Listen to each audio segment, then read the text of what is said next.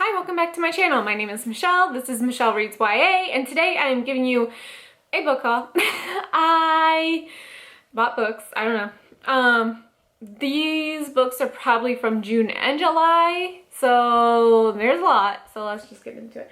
The first one I got at Target, and that is House of Hollow by Kristen Sutherland. I have not read anything by her, but I have heard really good things about this one, and I just got the audiobook on my digital library. You don't care. Okay, I just got the audiobook for this, so I plan on reading it soon.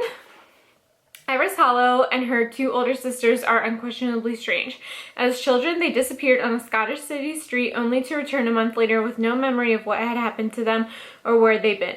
More troubling, their appearance began to change. Their blue eyes now black, their dark hair now white, and as they grew older, odd, eerie occurrences seemed to follow in their wake. People find them disturbingly, intoxicatingly, unbearably beautiful, and explicitly dangerous. I've heard such good things about this one. I really like horror, but there isn't a lot of YA horror, so I'm hoping that this is a good one and creeps me out. So let's see. The next one I also got from Target, and TikTok made me do it because I got it because of the hardcover. Holy shit, look at that. Look at that. Anyway, I don't even know if I'm gonna like it, but that's The Nature of Witches by Rachel Griffin. I have not heard of this except for on TikTok and because of the hardcover. So let's see. For centuries, witches have maintained the climate, their power peaking in the season of their birth, but their control is faltering as the atmosphere becomes more erratic. All hope lies with Clara, whose rare magic is tied to every season. In autumn, Clara wants nothing to do with her power. It's wild and volatile, and the price of her magic, losing the one she loves, is too high, despite the need to control the increasingly dangerous weather. Anna from Book Club, if you're watching this, this sounds like the book for you. So I'm gonna try it out, and I will see how it goes. And then the next book that I got from Target is Tokyo Ever After by Emiko Jean. I have heard really good things about this and am very excited, and I'm hoping to start this one soon. It's not easy being Japanese American in her small, mostly white, Northern California town. Raised by a single mother, Izumi, or Izzy because it's easier this way, has always felt it's been her and her mom against the world. But then Izumi discovers a clue to her previously unknown father's identity, and he's none other than the Crown Prince of Japan, which means outspoken, irreverent Izzy is literally a princess. So excited for this, and I love the cover, so yeah. The next one was a choice, and that is Divergent by Veronica Roth. This is the 10-year anniversary. It's a floppy ass paperback, which is the absolute best. I actually just reread Divergent this month. It will be in my wrap up, which is my next video, but that shit still holds up. It is so good. Say what you want about the whole series, like the series as a whole, but Divergent, a masterpiece. So I had to get this. I don't know if I'm going to invest in the 10-year anniversaries of Insurgent and Allegiant, because if you've read them, you know, like, I feel complete with just having Divergent because it's the only good one. So we'll see. I have a special shelf off camera that's for my like big important series like Hunger Games and Twilight, and I think I'm going to take Divergent off of these shelves and put it on like my special series shelves. So I think that's gonna happen, and this will go with it. So yeah. The next one, I went crazy at Barnes & Noble. My in-laws were in town and they were like hanging out with the kids, and I was like, I'm going to Barnes & Noble, bye. So that is Follow Your Arrow by Jessica Verity. I have not read anything by this author, but I follow her on Twitter and really like her. And I believe this is a bi main character, which is what I want, so yeah. She and her girlfriend, Cece Ross is kind of a big deal. She and her girlfriend Sylvie are social media influencers with zillions of fans and followers, known for their cute outfits and being a hashtag relationship goals. So when Sylvie breaks up with her, Cece is devastated. She's lost her first love, and now she can't help but wonder if she'll lose her followers as well. Ooh, that sounds good. Contemporary social media? Yes, yes, yes. The next one I got because the cover is just everything, and that's Perfectly Parvin by Olivia Abtahi. I'm so excited for this, and my library just got the audiobook, so. 14-year-old Parvin Mohammadi has just been dumped. Apparently, cackling, Cheeto-eating, frizzy-haired jokester Parvin is just too much, whatever that means. But as she considers her now ex's new blonde-haired, perfectly poised girlfriend, Parvin wonders if he who shall not be named could be right. Contemporary YA romance. Yes. The next one, no joke, I got because of the cover. God, I suck. And that is The Secret Recipe for Moving On by Karen Bersher. I know nothing about this. I literally got it because of the cover. Ellie Agreste's not sure anything could be worse than being dumped by her boyfriend Hunter the first day of senior year. Wow, all the books I got from Barnes & Noble, the last 3 ones I told you, are about girls being dumped. So, I don't know what that says about me. The cover, okay. And then the last one is the one I'm probably most excited for, is Rise to the Sun by Leah Johnson. I absolutely loved her debut. So, look at this cover. It's just... 3 days, 2 girls, 1 life-changing musical festival. Yes! Olivia is an expert in falling in love and at being dumped. Oh my god. What is my book choices saying about me? Jeez. But after the fallout from her last breakup has left her an outcast at school and at home, she's determined to turn over a new leaf. A crush-free weekend at Farmland Music and Arts Festival with her best friend is just what she needs to get her mind off the senior year that awaits. All the books I got from Barnes & Noble about people being dumped, so. And the last one I got from Barnes & Noble is Cool for the Summer by Dahlia Adler. I believe this is also a bi main character. Larissa Bogdan was supposed to spend her summer babysitting and bookselling. Instead, she tagged along with her mom to the Outer Banks, working on her tan and making new friends. Now she's back and starting her senior year at Stratford High, only to face another unexpected turn. She's finally attracted the attention of superstar quarterback Chase Harding, the guy she's crushed on since middle school. I love contemporary. Okay. I don't remember where I got this. Barnes & Noble again?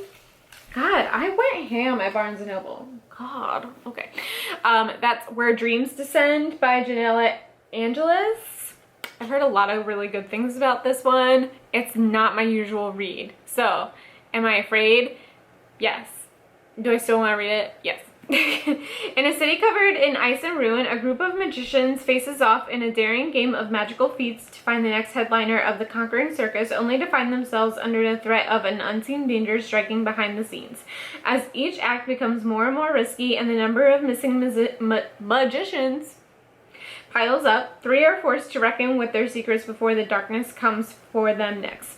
I've heard this is like Phantom of the Opera and what's that other one? Something else that I can't remember. I'm gonna try it. I love the cover. Whatever. You know me. I always get something I'm not normal with. But in my defense, literally the other ones were 100% Michelle books. So, okay. Next. I live 5 minutes away from a Goodwill. And Goodwill has cheap books. So I was like, you're not even going to be wasting that much money. Let's just get some books. Obviously, because this one I got, that's The Kissing Booth. I don't even want to talk about it, but I got The Kissing Booth. I watched the movie. I've only watched the first movie. So I'm going to read it and just either love my life or hate my life. I don't know. The next one I got for reasons, I guess because I'm old now. And that's The Numbers Game by Danielle Steele. First time in paperback. It's because I'm old now. Yeah, I don't know what it's about, but it's a cute little paperback. Oh my god. Okay, these are all the books also by Danielle Steele. Do you see how little that is and how many books that is? Queen. Okay, the next one I got because of the cover, but also there were like several copies. It was like the Twilight of books, it was this one. There were like several copies of this book there. So I don't know if that's a good thing or a bad thing, but that's The Book of Longings by Soo-Mon Kid. I haven't heard a lot about this book, but I like this author, so I don't know. In her mesmerizing fourth work of fiction, Soo-Mon Kid takes an audacious approach to history and brings her acclaimed narrative gifts to imagine the story of a young woman named Anna. Raised in a wealthy family with ties to the ruler of Gaeli, she is rebellious and ambitious with a brilliant mind and daring spirit. She engages in furtive, scholarly pursuits and writes narratives about neglected and silenced women.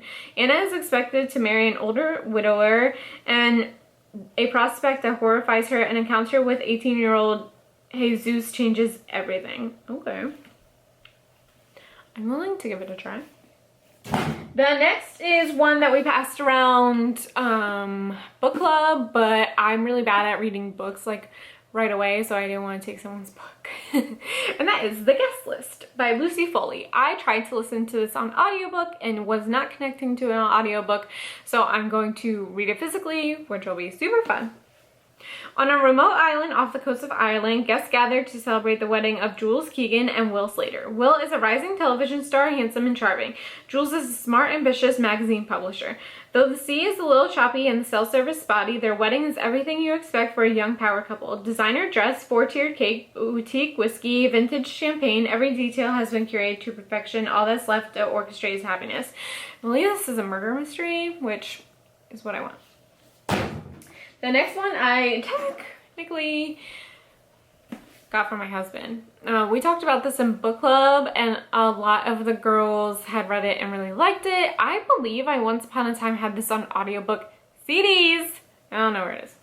All the Light We Cannot See by Anthony Doerr. I have heard such good things about this. This is definitely a tougher read for me, but I think my husband would actually really like it. So yeah. Marie-Laure lives with her father in Paris near the Museum of Natural History, where he works as a master of its thousands of locks. When she is 6, Marie-Laure goes blind and her father builds a perfect miniature of her neighborhood so she can memorize it by the touch and navigate her way home.